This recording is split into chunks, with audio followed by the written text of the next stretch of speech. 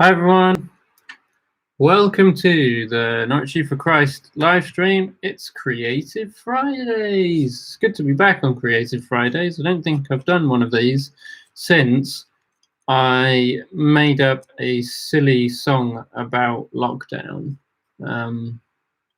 which was very silly. It had like cucumbers in it, I think. It had something about beards in there. Yeah, there was a lot. There was a lot involved with that. But today is an entirely different type of creative live stream. It is a filmmaking live stream, and so I've got some useful props. One of them being my camera, and I'll show you a few more of those in a little while. Let me know if you're here in the comments, because it would be lovely to chat with you and see how you're getting on. I don't know about you, but I really, really want to get outside and use my camera a bit more now. Yeah, I'm kind of getting to the point where it feels a little obsolete owning one of these sometimes. Well, not that I own this is our You for Christ camera, but you see what I mean. Everybody wants to get out there and make films again, I think. So hopefully we'll be able to do that sometime soon. I'm just going to put this down. We'll find somewhere safe to put it. So yeah, let me know if you're here in the comments. Let me know what you've been up to this week. Been up to anything interesting? If you've been watching the other live streams, what was your favorite live stream of the week? I especially enjoyed watching Nick, my boss, try and take off his jumper while doing a handstand. That was interesting and mind-blowing in all of the wrong ways, but it was enjoyable. So if you missed that one, go and check that one out afterwards. I am being nice, Nick. I am. I promise. I'll be as nice as I can be. So today's live stream is a little guerrilla, not gorilla. Like guerrilla means like basically doing things on zero budget and with what you have around you. Filmmaking masterclass for making your own films at home, which is a little bit something that I'm kind of used to. I guess I've been making homemade films since I was a kid. The first ones I vaguely remember is me and my friends and my brother. One of my mates, Dickie Baxter, if you're watching, we used to go round his house, and he used to live next to a big field, and he had like one of those like videotape camcorders. That was before we had mobile phones and everything was on digital. We used to record films on actual film, or well, they were basically DV tape, so like a bit like a cassette tape and a camera. Yeah, he had one of those cameras, and I remember we tried to make this sort of like action film in this field where we were chasing somebody. We were running across like the sort of the field, and it had all the grooves in it where they put all the seeds in. And looking at the footage in post, what had happened is that the tape got jogged so much from the running and jumping up and down that it just cut in and out all the time. So it was just like it was like watching a really poor live stream that keeps cutting in and out, but worse because it kept making horrible noises and scratching and that kind of thing. So that was one of my first sort of forays into filmmaking. We made a few other stupid films on like fairly old primitive like devices, not at all like mobile phones. They were kind of a long time before touchscreen mobile phones came out. We had kind of cheapy versions that did very poor quality films. So I remember making quite a few stupid films on there. There was one where we were like trying to climb the mountain that was just basically the staircase in my mum and dad's house. And there was another one where I was singing a song about sitting on the toilet. I remember that quite a lot. So we had a lot of stupid fun with filmmaking when I was a kid, and all of it was done on zero budget. And so I feel like I've sort of learnt a lot of good techniques about zero budget filmmaking over the years.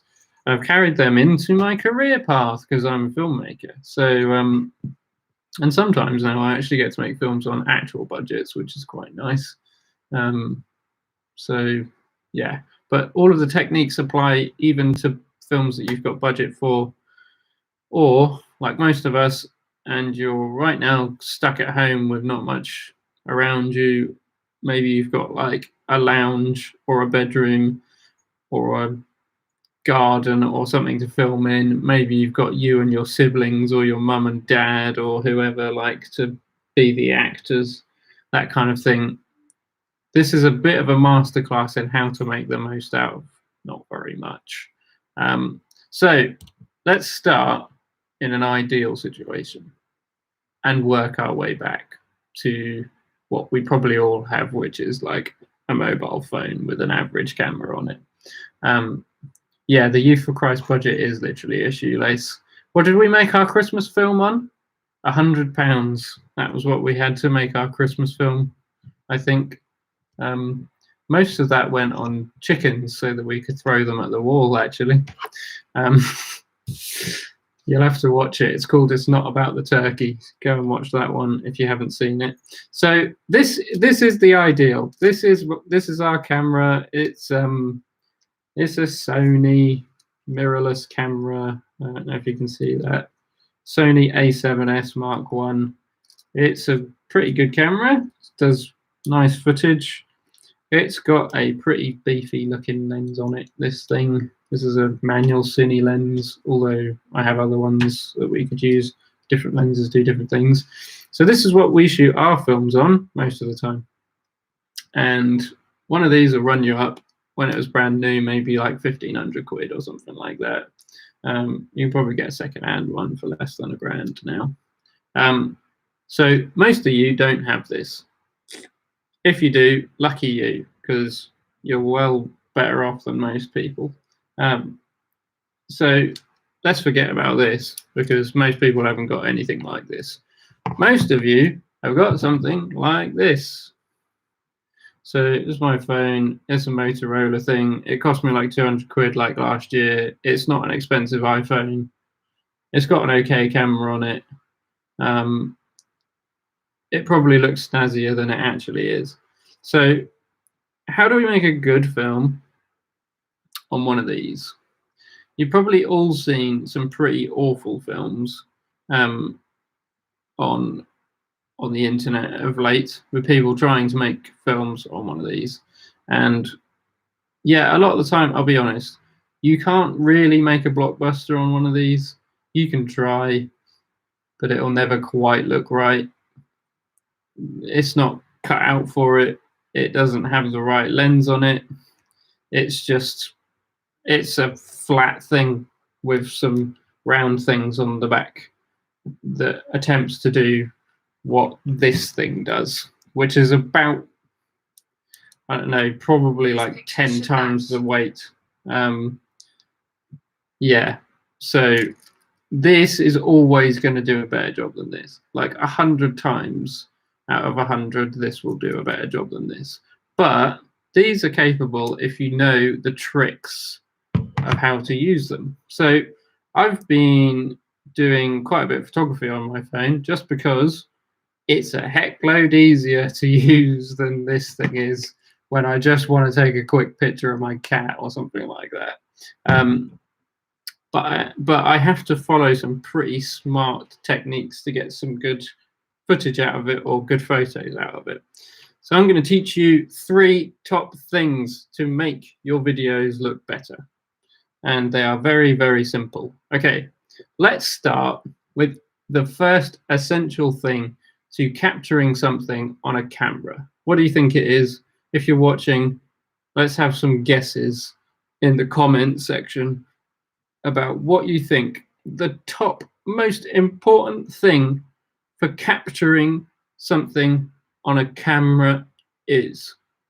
I'll give you 10 seconds to write in the comments if you're here, while I look at my phone and kind of Wonder what I'm going to do with it. Okay, we got any guesses? Turn it on. No, turning it on isn't essential actually. Before we do any of that, we have to have some light, because I don't know about you, but I can't see anything unless there is some light in the room.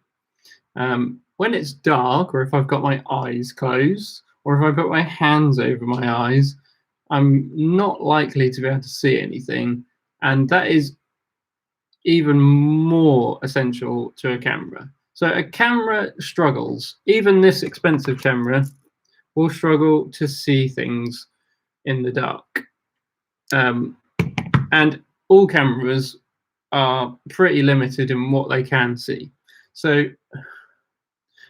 films that you've watched on TV or in the cinema or anything like that, they use lighting in very clever ways to make it feel like it looks like real life.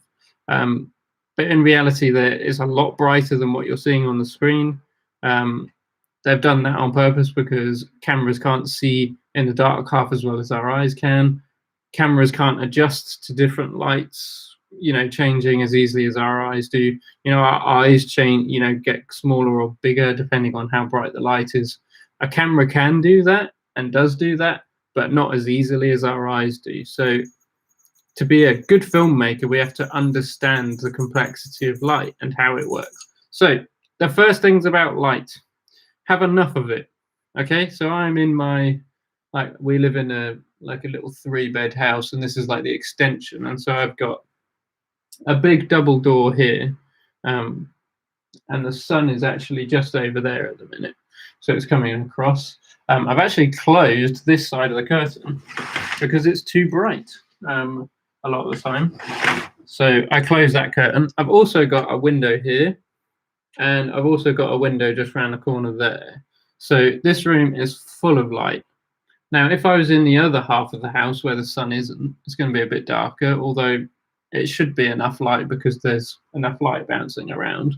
If it was nighttime in here and I didn't have enough lights on, it would be way too dark. Okay, so light is important. Have enough of it. The second thing about light is to know where your light is coming from and what it's doing. So as you can see, this side of my face is brighter than this side of my face. So this is what we call the highlights. This is the shadows. And so as you can see on my shoulder, and as I move my hand across my shoulder, you can see that the light is coming across me. And that is because, like I said, the sun is literally there. And it's coming across because the window is there. And this side of the house is slightly darker. So I've created basically some depth to my shot. And this is very important. You'll see it in every single good film you've ever watched. They will use light to create definition. And I'll show you the difference. If I turn myself, I can't do this too much because I've got all my stuff plugged into my laptop. But if I turn myself and then open this curtain and then stand in front of it, now I'm just a shadow and everything is dark because the camera is trying to adjust for the light behind me, so I look like a silhouette. So this is what we call that, silhouetting. It's rubbish. Equally, if I stand here,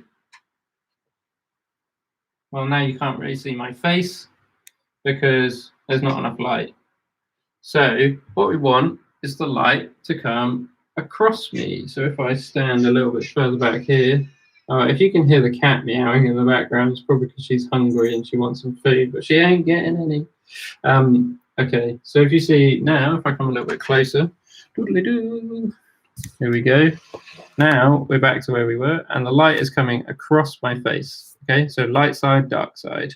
And what that's doing means that you can see the shape of my face a lot easier, basically. It's as simple as that. If light comes across someone's face or at a slight angle towards someone's face, what you do is trick the viewer into thinking that the image is 3D. We're looking at a 2D image on this screen. It's flat. But we're filming things that are 3D most of the time. Unless you're a 2D person, you might be. If you are, seek help. But if the light's coming across your face, what it does is basically creates the impression that you are 3D.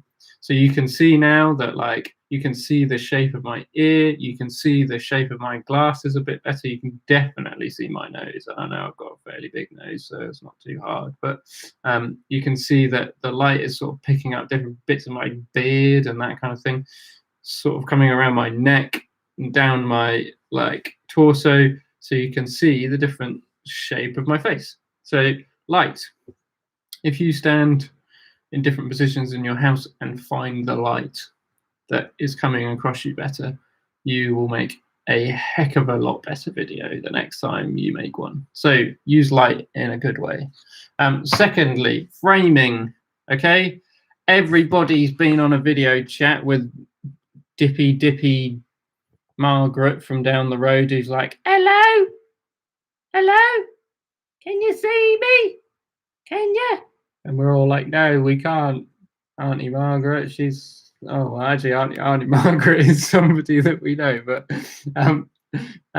whoever it is, yeah, like, you can't see them. All you can see is the ceiling. It's like, how hard is it? It's like, your camera's up here, like, tip your camera down and frame your face. Like, okay, so framing it is quite an essential to good filmmaking, in all honesty.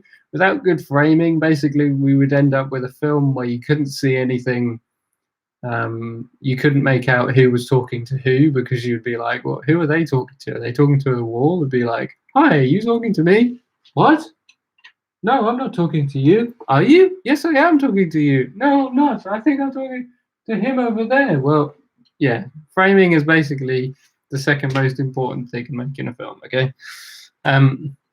So there's lots of different framing techniques, but the simplest framing technique is headroom.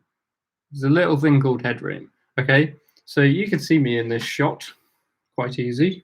Got my hat on. And so what you can see is, like, up to what here, like, quite handily, I've got a line on my jumper that sort of depicts where the bottom of the frame is. So you can see sort of like half of my torso, you see my arms. I can get my hands into frame, which is quite important if you want to be all like emotive and stuff. But lastly, my head isn't cut off. There's actually space above my head. This is quite important because there's nothing worse than this. Hi everyone, how are you? Now I just look slightly short, or too tall, or both. So good framing literally is as simple as, what do you want in the shot? And is it in the shot? Obviously, beyond that, you can get all technical about, like, oh, lovely kind of angles and like interesting, like, different points of view and perspective and that kind of thing. Probably, I'm guessing, like, you might be like a first-time filmmaker. Just keep it simple. Simple framing is good. Simple framing means that people will understand what you're trying to communicate. Once you've mastered simple framing and you've worked out how to get something in the shot so that it actually looks right, then you can move on to, like, being more adventurous with your framing, trying to get like different types of styles going on, like Dutch angles, twisting the frame, like moving the camera around, following someone, that kind of thing. But essentially, just learn how to frame things first, and then you can do the rest. Okay, so that's the second one, framing. So the first one, lighting. Always work out your lighting first and make sure you have enough light. Secondly, framing. Always frame yourself correctly. Find a nice space, maybe find some nice things to put behind you. I've got this cool Tintin poster. I've got a nice lamp. I've got this cool dresser and this plant. I've got some nice light coming across. I've got a lamp up here on the ceiling. Frame yourself nicely. It will be way more interesting than a blank wall. So the last one, number three is sound. And sound is seemingly the last thing that a lot of people think about when it comes to a video. But I don't know if you've ever watched something where the sound was so awful that you just immediately, however good it looks, however sharp it is, or however nice the lighting or the framing is, the sound was just like, I want to make it. I'm making a video because I want to be a YouTuber. Like, and the sound was too quiet. It was muffled. Kept cutting in and out. It was all distorted or whatever. Sound is like really, really important to make sure that you communicate. And if you think about it, filmmaking is just communicating what you want someone to hear or see. Simple as that. So if you can get your sound right, or at least audible, like, and clear, that is an essential to good filmmaking. And there's a few tips for home filmmaking. If you're on a phone, like doing selfie mode or whatever, usually, like my phone has got a mic here and it's got a mic on the bottom here. Usually when it's filming, it's using the top one because that's the loudspeaker mic. So if I'm too close to that, it's just going to distort. These mics are not built for people to be like right next to them. They can't handle that. It's a bit like if you shout down someone's ear, it really hurts. It's like doing that to a microphone. So the bottom one probably only works most of the time when you're on like a proper phone call. So ignore that one. The top one is probably going to be picking up a lot of things. Your phone might be different. I haven't got a clue about most phones. I don't really care about most phones. Research it. Find out where your mic is. Probably just look for the dot. Like, they're usually little dots on these phones. Sometimes they're on the bottom or the top. Sometimes they're even in the top, like, of the, the screen or whatever. So don't get too close to it. If you're like here, like one for a start, nobody wants to see your whole mouth. But secondly, your audio is just going to be all crunchy and horrible because you're too close to it. So audio is about distance to the mic, basically. You're going to get cleaner audio if you're in a room that's quiet. So in the room I'm in at the minute, the only thing that's making noise is there's a fish tank like there, and it's buzzing a little bit, and you might be able to hear it, but it's not very loud compared to how loud I am. So all I know I need to do is speak a bit louder than that, and I'm going to get clean, crisp audio. If you're in a room that's quite loud, or you've got music on in the background, or something else that's distracting, like a guy drilling outside, or like, I don't know about you, but like literally all of my neighbors at the minute go outside and mow their lawn every other day. I think they're all a bit bored, so they're just like, oh, I'm just gonna go outside and mow the lawn again, love. And I'm like, flipping heck, I'm just trying to do some filming. But like, find a space that's reasonably quiet. Doesn't have to be completely silent, but like, the quieter the better. And distance to the microphone is essential. Okay, so when we're using our proper film setup, we have like this mic on this boom pole thing. You've probably seen it in like some behind the scenes of like your favorite film or something like that. And the whole point of that is that we get as close to the person talking as possible. It'd be completely pointless if we had a really nice microphone, but it was about 20 meters that way, because all it's going to be picking up is everything in between and nothing of the sound source. So getting your microphone as close to your sound source as possible within reason is also essential. So it's finding the sweet spot. So if this is me and my phone and I'm like, hi everyone, welcome to my new YouTube show. It's called Ben's Best Stuffs. I don't know, I'm never going to be making a YouTube channel called that, but gladly. This is a good distance. I'm about like, I don't know, an arm's length away. I'd probably be framed okay on my selfie camera. I guess I am. But the mic is also not too far away. The mic is close enough that I am the loudest source of noise that's closest to it. But I'm not so close that I'm like shouting down it. Okay, so find the sweet spot. Maybe do some test recording. Always do a test recording. Like, make sure you've checked it over. And if you're too quiet, speak louder, because audio is all about depth.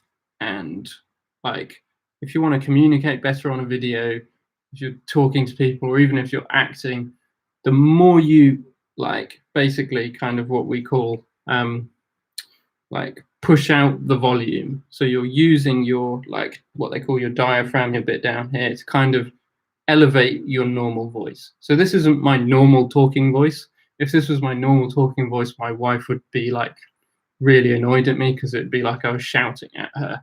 This is my presenting voice, and my acting voice is louder. So use your voice to like project, basically. Project your voice further than you would normally. Don't just do like a, "Hi everyone, I'm Ben and welcome to my new YouTube show. It's about my love of banana ice cream." Like, make sure you project and be confident and be like, "Hi everyone, this is Ben. Welcome to my new YouTube channel about banana ice cream. I love bananas and ice cream, and the two of them together makes banana ice cream." And that will allow your audio to be a lot crisper and clearer. People will be able to pick up what you're saying so much better, and it will be a lot more enjoyable to watch as well, because you won't look so awkward. So that's my last top tip, sound. So let's just go a quick recap about how to make your own homemade film.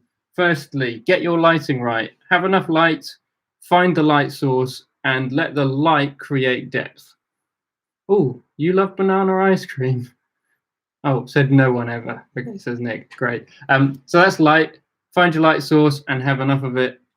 Secondly, framing. Always make sure you have enough headroom in your shot. Don't be like this guy. Don't be like Margaret, who's like, "I can't see anything. Can you see my face? I can't."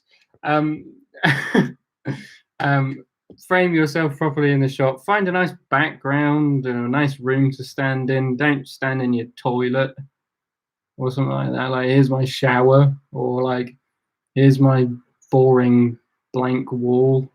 Like, find a nice, interesting space to be in. Thirdly, sound.